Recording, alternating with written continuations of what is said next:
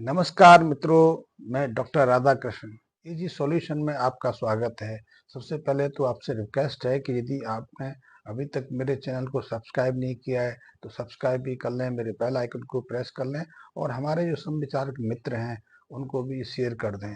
दूसरी, यदि आपके मन में कोई शंका है, आप कोई विषय जानना चाहते हैं या इस गौरस के बारे में, इस जो हमारा सुपर गोल्ड गौरस है इसके विषय में जानकारी लेना चाहते हैं, इसका इस्तेमाल करना चाहते हैं, इसका प्रयोग कैसे करें, उसके विषय में यदि आपके मन में कोई शंका है तो आप मेरे कमेंट्स बॉक्स में मैसेज कर सकते हैं, अपना फ़ोन नंबर दे सकते हैं। मैं कोशिश करूंगा यथाशीघ्र आपकी शंका का समाधान करने के, आपके उस प्रश्न का उत्तर देने के लिए। अब हम बात करते हैं कि हमारा जो ये गोबर घन सत्व है, इसके और भी क्या प्रयोग हो सकते हैं। कि बहुत सारे हमारे मित्र हैं जो साग सब्जियों की खेती करते हैं, कई तरह के फल उगाते हैं, लेकिन वहाँ भी उन्हें कई तरह की समस्याओं का सामना करना पड़ता है। लेकिन ऐसी समस्याएं सहजता से इस गोबर गणसत्व से दूर हो जाती हैं, क्योंकि इस गोबर गणसत्व से न केवल हमारी फसल की जो न्यूट्रिशन है, जो उनकी पौरुष संबंधी आवश्यकताएं सहजता से पूरी हो जाती हैं, बल्कि वो कई तरह के रोगों से बचे रहते हैं। और उत्पादकता में देखें, उनकी हमारी जो पौध की बढ़त को देखें तो वो सामान्य से बढ़कर ही रहती है, सामान से निरंतर नहीं रहती। और ये तो हम सब जानते हैं कि हम किसी भी तरह की फसलें उगाएं, चाहे वो साग सब्जियां हों या अनाज की हों, तिलहन की हों, दलहन की हों या फिर वो फलों की हों, उनमें कई तरह की समस्याओं का सामना हमारे मित्रों को करना पड़ता है। फल उगाने वाले मित्रों को भी ऐसी समस्याओं का सामना करना पड़ता है। उन्हें अब इन पौधों को लगाने से पहले खेती की तैयारी में भी कई तरह के खादों का प्रयोग करना पड़ता है और उसमें आवश्यकता से अधिक भी खाद वो डाल देते हैं। फिर पौध लगाने के बाद जब पेड़ अपनी जड़ पकड़ लेते हैं तो भी वो निरंतर कई तरह की खादें देते रहते हैं, नियमित रूप से सिंचाई भी देते हैं, खरपतवारों से खेत को मुक्ति रखते हैं, फिर भी उन्हें कई तरह की समस्याओं का सामना करना पड़ता है।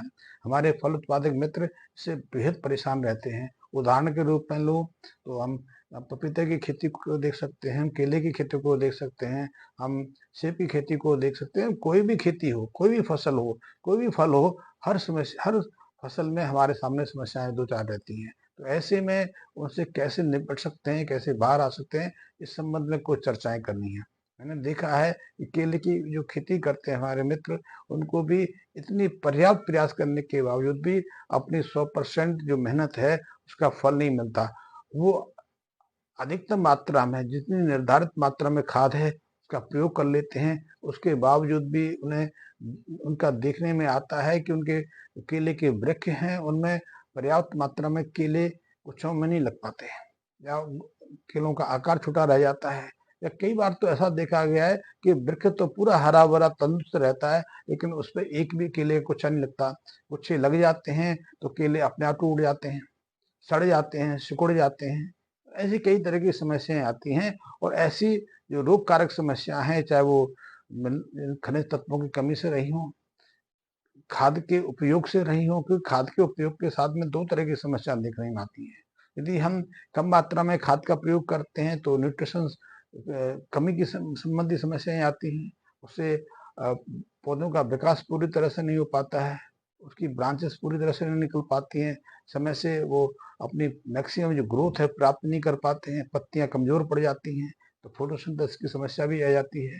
और कई बार तो ये देखा गया है कि विकास ही रुक जाता है। और कई बार इसके विपरीत भी देखा गया है कि जब हम किसी खाद को ज्यादा मात्रा में दे देते हैं, ज्यादा मात्रा भी एक बड़ी समस्या है। इसको लेकर भी हमारे जो फल उत्पादक हैं परेशान रहते हैं। पर मैं कहता हूं कि यदि आपको उन समस्याओं से बाहर आना है, इतना पर्याप्त प्रयास करने के बावजूद भी आप अपनी फसलों को, अपने केले की फसल हो या कोई और दूसरी फसल हो, रोगों से नहीं बचा पाते हैं। अध्ययन कहते हैं कि केले में 3-4 रोग इतने भयंकर रोग हैं जिसके कारण पूरी दुनिया में 50% केले की फसल नष्ट हो जाती है। और यदि आप अधिक मात्रा में केमिकल फर्टिलाइजर का प्रयोग करते हैं तो उसका स्वाद बिगड़ जाता है। केले तो सही लग जाते हैं, संख्या भी अच्छी रहती है, लेकिन वो सहजता से खराब हो जाते हैं, सड़ जाते हैं, उनका स्वाद बिगड़ जाता है, वो बहुत तेजी से पक के नष्ट हो जाते हैं। तो ऐसे मित्रों को मेरा एक अनुरोध है कि वो इस एक्टिव हमारा जो गोरस जो सॉल्यूशन है इसका प्रयोग करके देखें। इसके माध्यम से ये सारी समस्याएं दूर हो जाती हैं। इसका प्रयोग कैसे करना है वो थोड़ी सी जानकारी मैं आपको दे दें। पहले तो आपको इस हमारा जो गोबर घन सत्व है, या जिसे हम सुपर गोल्ड गोरस कहते हैं, इसका मदर कल्चर तैयार करना है। कल्चर तैयार करना कोई ज़्यादा मुश्किल काम नहीं, सहज काम है। ये 10-12 जो ये 48 से 72 घंटे में इसका मदर कल्चर तैयार हो जाता है। एक बार मदर कल्चर तैयार हो जाए तो उसके आप विविध प्रयोग कर सकते हैं, इससे विविध लाभ ले सकते हैं। इस मदर कल्चर का पहला प्रयोग तो आपने जब भी आप अपनी खेत की तैयारी के लिए या फसल को लगाने से पहले जो आप अपने खेतों की तैयारी करते हैं, उसमें जितनी बार भी फसल पानी दें, उस प्रत्येक बार पानी में इसकी 2-3% की मात्रा रखें। उससे ये जब खेतों में जाएगा, मिट्टी में जाएगा, तो वहाँ अपनी सक्रियता दिखा के पहले तो माइक्रोब्स की संख्या बढ़ाएगा। माइक्रोब्स की संख्या के साथ में ऑर्गेनिक कार्बन की मात्रा में वृद्धि करेगा। और यदि ऑर्गेनिक कार्बन आपकी मिट्टी में बढ़ने लग जाए तो उसका सीधा सा अर्थ है कि अब उसमें हर तरह की पोरसता आ गई है, हर तरह के पोरस तत्व उसमें आ गए हैं। तो पहला प्रयोग तो आपने मिट्टी को तैयार करने के लिए इस इस गोबर घनसत्व का प्रयोग करना है। दूसरा, रोगों से बचाने के लिए फसलों की वृद्धि सामान्य रहे, उसमें किसी तरह की कमी ना रहे, उसमें किसी तरह के रोग आक्रमण ना कर पाए, कीट पतंगों से आपकी फसल चाहे वो केले की हो या कोई भी हो, दूर रहे, उसका प्रयोग करना बहुत आवश्यक है। तो वो दूसरा जो प्रयोग है बहुत महत्वपूर्ण है। उससे आपकी मिट्टी को, आपकी फसल को सारे जो पोषक तत्व हैं वो सहजता से प्राप्त हो जाते हैं। तो उसके लिए एक तो मैंने आपको बताया कि मदर कल्चर तैयार करने के लिए कंटेनर की आवश्यकता होती है। 200 लीटर मदर कल्चर आप एक बार के जो 200 ग्राम हमारा जो गोबर घनसत्व है, इसके माध्यम से तैयार कर सकते हैं। और वो 200 लीटर घनसत्व आपके 1 एकड़ जमीन के लिए, 1 एकड़ भूमि के लिए पूरी साल के लिए पर्याप्त है। दूसरा, उसी के माध्यम से आप दूसरा एक और सॉल्यूशन तैयार कर सकते हैं। वो सॉल्यूशन ना केवल आपके फसलों को, आपके पौधों को पूरी पोरसता देगा, बल्कि उन्हें विभिन्न रोगों से सुरक्षित रखेगा।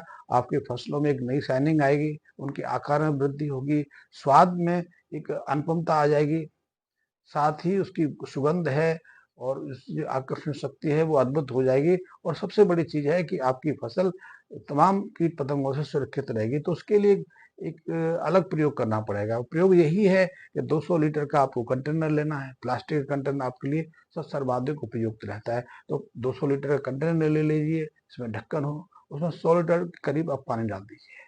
100 लीटर पानी डाल के उसमें 1-1.5 kg के आसपास गुड़ डाल दीजिए। और उसमें आप कम से कम 20 लीटर के आसपास जो मदर कल्चर आपने गोरस सॉल्यूशन से तैयार किया है, गोबर घनसत्व से तैयार किया है, वो उसमें डालते हैं। और उसके बाद उसमें कुछ चीजें डालनी है, वो बहुत महत्वपूर्ण है। उसमें ऐसे कि पहले सबसे पहले डालना है आपने 2 किलो के आसपास और मोरंगा की पत्तियां डालनी है। 200 ग्राम 200 2 किलो के आसपास मोरंगा की पत्तियां हैं, जामुन की पत्तियां हैं। आप उसमें लहसुन आधा किलो के आसपास डाल सकते हैं, आक के पत्ते डाल सकते हैं। आप उसमें जो अजवाइन होता है, अजवाइन का पाउडर बना के वो भी उसमें डाल सकते हैं। और इसके अलावा आप चाहो तो उसमें